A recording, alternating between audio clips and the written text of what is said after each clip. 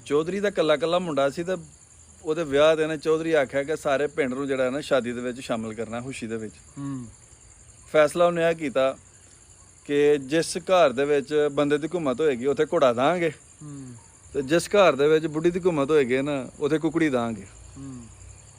ਬੰਦੇ ਦੀ ਘੁੰਮਤ ਤੇ ਘੋੜਾ ਤੇ ਜ਼ਨਾਨੀ ਦੀ ਘੁੰਮਤ ਤੇ ਮੁਰਗੀ ਕੁਕੜੀ ਦਾਂਗੇ। ਉਹਨੇ ਗਾਮਿਆਂ ਨੂੰ ਕਿਹਾ ਚੱਲ ਵੇ ਤੂੰ ਹੁਣ ਗਾਮਿਆਂ ਇਹ ਕੰਮ ਤੇਰਾ। ਗਾਮਾ ਮਰਾਸੀ ਸੀ ਪਿੰਡ ਦਾ, ਉਹਦਾ ਕੰਮ ਸੀ ਕਿ ਤੂੰ ਜਿਹੜਾ ਨਾ ਸਰਵੇ ਕਰਨਾ ਸਾਰਾ ਨਾ ਵੰਡ ਕੇ ਆਸ਼ਾਵਾਂ।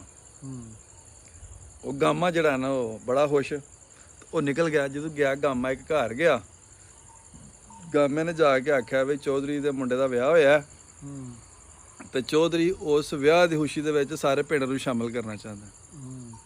ਤੇ ਚੌਧਰੀ ਨੇ ਕਿਹਾ ਕਿ ਤੂੰ ਜਾ ਤੇ ਜਾ ਕੇ ਪੁੱਛ ਜਿਸ ਘਰ ਦੇ ਵਿੱਚ ਮਰਦ ਦੀ ਹਕੂਮਤ ਹੈ ਉੱਥੇ ਘੋੜਾ ਦੇਣਾ, ਤੇ ਜਿੱਥੇ ਔਰਤ ਦੀ ਹਕੂਮਤ ਹੋਏਗੀ ਨਾ ਉੱਥੇ ਕੁਕੜੀ ਦੇਣੀ ਹੈ। ਤੇ ਦੱਸੋ ਜਨਾਬ ਤੁਹਾਡੇ ਘਰ ਹਕੂਮਤ ਕਿਹਦੀ ਹੈ, ਮਰਦ ਦੀ, ਬੰਦੇ ਦੀ ਜਾਂ ਜ਼ਨਾਨੀ ਦੀ? ਤਾਂ ਬੰਦਾ ਬੋਲਿਆ ਜੀ ਮੇਰੀ ਹਕੂਮਤ ਹੈ ਇੱਥੇ। ਉਹਨੇ ਕਿਹਾ ਕਿਆ ਬਾਤ ਹੈ ਜੀ। ਹੁਣ ਇਹ ਦੱਸੋ ਭਾਜੀ ਮੇਰੇ ਕੋਲ ਰਹਿ ਗਏ ਨੇ ਤਿੰਨ ਘੋੜੇ ਨੇ, ਇੱਕ ਦਾ ਰੰਗ ਕਾਲਾ, ਇੱਕ ਦਾ ਰੰਗ ਚਿੱਟਾ, ਇੱਕ ਚੀਨਾ, ਤੇ ਤੁਸੀਂ ਦੱਸੋ ਹੁਣ ਕਿਹੜਾ ਲੈਣਾ ਜੇ? ਉਹ ਬੰਦਾ ਕਹਿਣ ਲੱਗਾ ਜੀ ਮੈਂ ਚੀਨਾ ਘੋੜਾ ਜਿਹੜਾ ਨੂੰ ਲਵਾਂਗਾ। ਗਾਮਾ ਕਹਿੰਦਾ ਠੀਕ ਹੈ।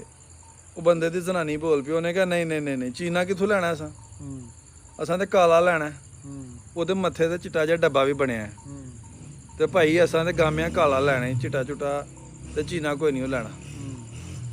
ਗਾਮਾ ਕਹਿੰਦਾ ਠੀਕ ਹੋ ਗਿਆ ਜਨਾਬ, ਐ ਲੋ ਕੁਕੜੀ ਤੁਹਾਡੀ।